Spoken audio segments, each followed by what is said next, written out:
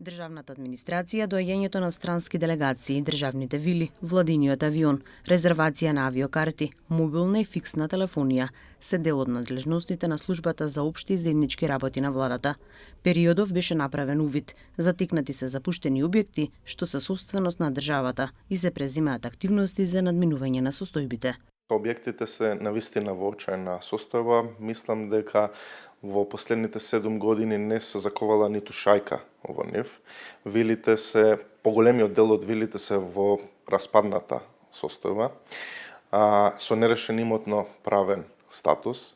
Оние кои што имаат решен имотен статус, како вилата во Лазаро поле, па не е допрена, практично целата се распаѓа. Она што ние како служба си зацртавме е да сите овие објекти кои што ги имаме во наредните 2 години ги реновираме и ги ставиме во употреба, независно тоа дали ќе биде во употреба на државата или ќе биде за реиздавање и рентање практично како комплекс од Македонско село, бидејќи тоа е под наше владение. Како и да биде, сите објекти да ставиме во одредена функција, па дали тоа ќе бидат во интерес на државата или ќе го пунат буџетот на државата, но сепак да не се распаѓаат онека како што се во овие моменти. Клубот на пратеници е култно место, наскоро добива сосема нов лик. Клубот на пратеници од 2012 година не се направило ништо. Она што ние го направивме најсовремен систем за озвучување, осветлување, променивме подови, променивме комплетно цел лик и се надевам дека следното интервју или гостување можеби ќе ни биде од таму за да го доловиме тоа за гледачите. Комплексот Македонско село практично почнува со работа 2015 и 2019 година се затвора од нејасни причини. Од 2019 до денес не функционира. Она што ние го направивме, спремаме огласот, односно веќе е пуштен огласот во јавност, во еден македонски и албански весник, каде што заинтересираните економски оператори кои што ќе ги исполнуваат одредените услови кои што ги имаме пропишано ќе можат да учествуваат за да направат закуп, односно може да направат закуп на целиот комплекс, може да направат на еден од деловите, бидејќи е поделено во 4 различни делови, во 4 лотови. Дел се куќарки, дел се ресторани. Она што треба да го исполнуваат е да имаат минимум 20 вработени, да имаат одреден обрт на средства и да имаат платени даноци према државата. Зависно од бројот на пријавени економски оператори ќе зависи и цената на закупнина. Почетната закупнина, она што има утврдено бирото за процена е околу 4000 евра, односно 240.000 денари и после тоа од зависни од број на пријавени, ќе иде на електронска аукција, електронско наддавање, па ќе видиме до која цена ќе стигне. Можам да кажам дека има доста заинтересирани и навистина е еден добар комплекс каде што луѓето од градот, од градскиот метеж ќе можат во викенди, па и преку недела да отидат таму, а и ќе биде добра туристичка дестинација за странските туристи. Во склоп на УКИМ е факултетот Финки и факултетот за физичка култура. Долго време подзаборавени. Најавивте и за нив сосема нов лик. Кога конечно ќе бидат употребливи за студентите и за професорите се разбира? Она како прв чекор што го направивме е реакција, односно промена на дел од законот за градба, бидејќи му завршуваат дозволите за градба на тие две згради, на тие два објекти завршуваат дозволите за градба.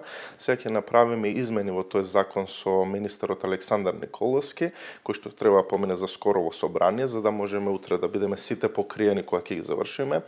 Вториот чекор кој што го направивме, формиравме работни групи Министерство за образование и службата за општи заеднички работи.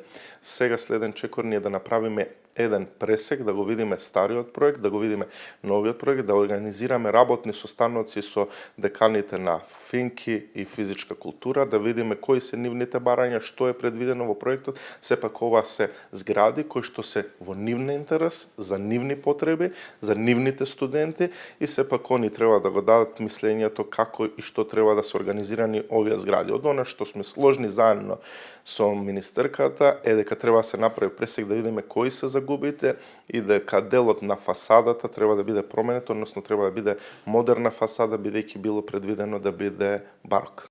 Единствен е регистар на возила и соодветни таблици, едно од решенијата кој го понуди првиот човек на Созара.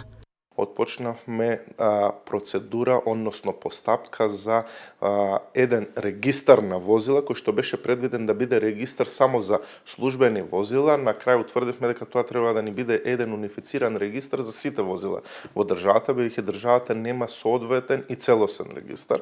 Односно, што сакаме да постигнеме? Секое возило да добие своја лична карта, да се знае каде било сервисирано, која километража има поминато, како е влезено во Македонија, дали е купено на македонски пазар и сите ред други работи кои што може да се вметнат во тој регистар. И вториот чекор ни беше обележување на службените возила со специјални таблици. Бидејќи отпочнавме заедно да ги тераме овие два процеси, утврдивме дека регистарот е по-комплексно решение и тоа захтева и софтверско решение, и поголеми средства, и поголем ангажман. Одлучивме да ги тераме процесите паралелно, заедно, и затоа за делот на службените таблици, односно таблиците во боја, направивме правилник, кој што правилник помина пред некоја седница на влада, потпишане од страна на министерот Панчо Тошковски, помина низ филтрите на законодавство, ги исполнува сите услови, чекаме во процедура тендерска постапка за набавка на бои и се надевам дека за многу брзо време сите службени возила ќе добијат специјални таблици, а она ние што ќе имаме обврска како служба, ќе отвориме една телефонска линија, една мейл адреса каде што граѓаните ќе можат слободно и во секое време да контактираат со нас и да ни праќаат можна злоупотреба на тие возила. Актуелно прашање, односно тема која што отворивте и владиниот авион.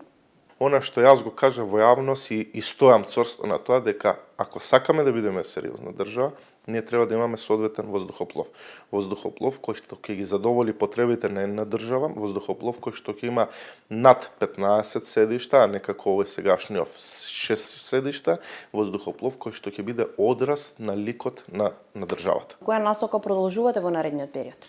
Во наредниот период продолжувам со истото темпо, сакам да бидеме транспарентни, луѓето да знаат точно што работи службата, да имаат увид постојано и повторно ќе продолжам да бидам достапен за медиумите, се во интерес на граѓаните и на државата. Сепак ние сме поставени како функционери да ги водиме транспарентно, честно и достоинствено институциите. Во моментов СОЗР врши анализи на условите за изградба на втората фаза од жичницата, од црквата Свети Јован во Капиштец до Средноводно. Објавен и оглас за избор на концесионер за комплексот Македонско село, кој треба да работи од 1 јуни, најави директорот Томовски.